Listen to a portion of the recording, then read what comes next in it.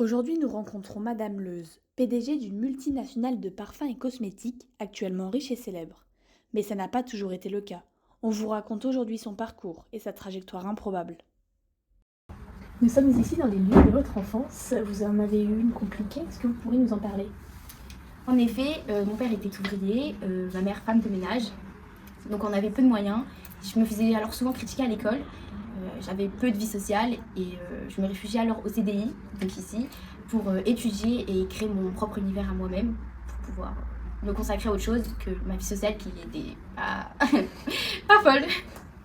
La famille est une instance de socialisation fondamentale, c'est-à-dire un groupe ou une institution qui transmet des normes, des valeurs et des comportements à un individu pour qu'il s'intègre à la société.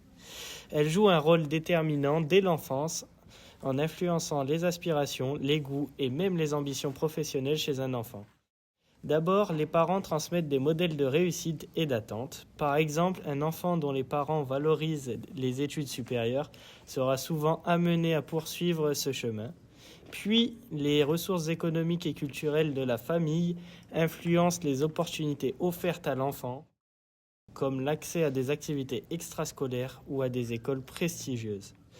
Enfin, le milieu social, catégorie populaire ou cadre supérieur par exemple, façonne la vision que l'enfant a de ce qui est possible ou impossible pour lui, c'est-à-dire les dispositions sociales. Malgré toutes ces difficultés, vous êtes aujourd'hui rentré dans un monde très pressé. Quel est votre parcours? Comment vous avez fait? Alors tout d'abord, j'ai commencé par beaucoup de stages en entreprise qui m'a permis d'augmenter mes capacités, de comprendre le sens du métier, etc. J'ai ensuite fait une prépa pour le concours et j'ai intégré HEC grâce à une bourse du mérite, ce qui m'a permis de me hisser dans le monde du luxe. J'ai été également beaucoup aidée par le documentaliste qui m'a suivie durant une grosse partie de ma scolarité. Il m'a il m'a aidé pour les démarches, pour entrer dans les écoles, les stages, etc. Et aussi, il m'a fait découvrir donc ce métier qui aujourd'hui est quelque chose que j'adore faire et qui me plaît énormément.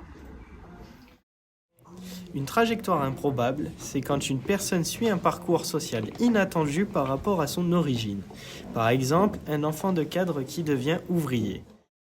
Ces parcours sont rares car ils vont à l'encontre des tendances habituelles, souvent grâce à des circonstances exceptionnelles comme des opportunités uniques ou des efforts particuliers.